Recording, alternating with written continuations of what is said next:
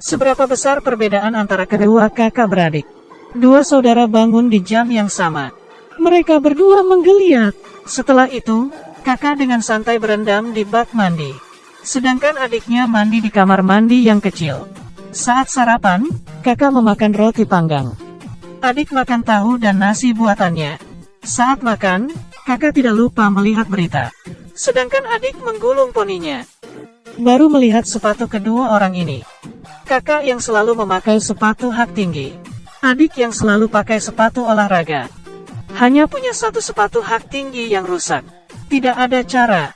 Dia harus memperbaikinya sendiri. Tidak seperti kakak. Punya banyak tas mewah. Dua orang dengan gaya berbeda keluar dari rumah. Satu yang anggun. Yang satunya dengan gaya sederhana. Kakak punya sopir yang mengantarnya kerja. Tapi adik hanya bisa berjalan. Selalu khawatir terlambat. Tapi tujuan mereka adalah sebuah tempat yang sama. Sebuah seminar besar. Saat kakak diwawancarai di panggung, tiba-tiba, adik itu merebut mikrofon. Apakah Anda sudah memilih pilihan yang egois? Nona Surencai. Ia kemudian mengoreksi dan menjawabnya. Nama saya adalah Suanren. Adegan itu dipenuhi dengan kebencian. Beberapa tahun yang lalu, kedua saudara itu sangat akrab. Mereka selalu makan bersama. Pergi ke sekolah bersama. Tidak pernah terpisahkan. Tapi pada hari ini, ayah dan ibu bertengkar hebat. Untuk menyelesaikan konflik orang tua, kedua anaknya pergi ke perusahaan ayah. Mereka melihat keadaan ayah yang sebenarnya. Dipukuli oleh bos yang marah. Kedua adik kakak ini merasa sedih. Ketika tiba di rumah, mereka mengatakannya pada ibu. Tapi ibunya hanya memikirkan uang. Dia tidak lagi peduli dengan situasi ayah. Pada saat itu, ayahnya pulang ke rumah. Dia mendengar obrolan itu dan menyuruhnya untuk bercerai.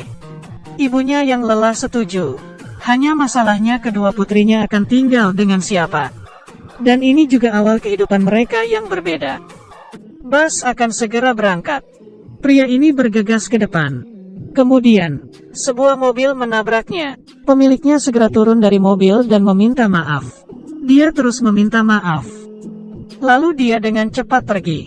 Pemilik mobil khawatir dengannya. Dia hanya bisa berkata bahwa dia baik-baik saja. Kemudian naik ke bus.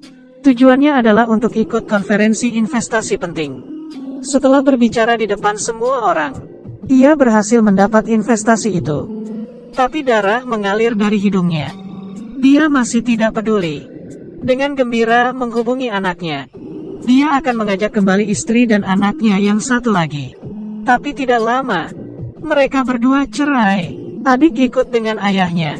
Kakak tinggal bersama ibunya. Kedua orang ini masih punya hubungan baik. Tetapi ketika adik tahu bahwa kakak akan pergi ke AS, keduanya saling berkelahi. Hubungan menjadi rusak. Adik tidak mau memberitahu ayahnya masalah itu. Tapi sambil menangis dia berkata ingin makan ayam. Air mata ayahnya mengalir. Jika putrinya tidak punya masalah, ayam goreng akan sangat menyenangkan. Ayah sudah tidak sabar membawa ayam untuk putrinya. Tetapi saat dia masuk ke bus, dia hampir jatuh. Untung ada orang di samping yang menolongnya. Tapi kemudian tangannya mulai gemetar. Dan mulai bergumam. Penumpang lain mengiranya terlalu banyak minum alkohol. Tapi dia menjawab, saya tidak minum alkohol. Namun nada gemetar membuat penumpang menjadi tertawa. Pria ini mencoba menutupi tangan yang gemetar. Tapi tidak berguna. Bus berjalan lambat. Di dalam rumah, anaknya sudah menunggu. Akhirnya tiba di terminal.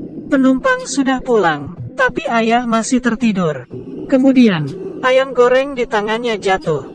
Tumpah ke lantai. Pria itu meneteskan air mata. Tubuhnya tidak lagi bergerak. Adiknya tidak bisa menunggu ayam goreng ayahnya. Saya pikir kehidupan anak dan ayah akan bahagia. Tapi kecelakaan selalu datang lebih awal. Adik dibesarkan oleh nenek. Saat dia besar nanti, dia akan bekerja keras. Jadi dia enggan membeli sepatu hak tinggi. Diam-diam memperbaiki sepatunya. Tapi pikirkan baik-baik, apakah ia bisa menyembunyikan dari kakaknya? Wanita itu membuka toilet. Melepas salah satu sepatunya. Menggunakan spidol mewarnai bagian yang rusak. Tidak ada celah sama sekali. Tidak butuh waktu lama, dia merasa puas. Mengganti sepatu dan memperbaikinya. Kali ini bagian depan sepatu. Akhirnya selesai. Setelah memakai sepatu melihat sekeliling. Sepertinya tidak ada masalah. Mengambil tas dan keluar. Mempersiapkan dirinya bertemu dengan kakak. Bertahun-tahun lalu setelah ayah ibu bercerai. Kakak memilih hidup mewah dengan ibu. Tetapi adik bersikeras tinggal dengan ayah. Keduanya saling tidak setuju dan bertengkar. Pertemuan ini juga berlangsung lama. Sang adik menunjukkan bahwa hidup kakak bergantung pada ayah tiri yang kaya. Kakak melihat sepatu milik adiknya. Tertawa tanpa berkata apa-apa. Kemudian dia mengatakan bahwa pilihan kedua adalah benar. Sangat gembira. Adik langsung berkata dia punya pacar palsu Namdosan. Dan berjanji akan membawa ke pestanya. Karena tidak ada orang yang bernama Namdosan. Ia putus asa mencari nenek. Ia berkata ingin bertemu Namdosan. Tapi itu hanya sahabat pena fiktif nenek. Tidak ada aslinya. Nenek hanya bisa mencari orang yang menyamar menjadi Namdosan. Ini adalah Huayun. Mereka bertemu untuk membahas rencana ini. Tapi kerjasama mereka berakhir gagal.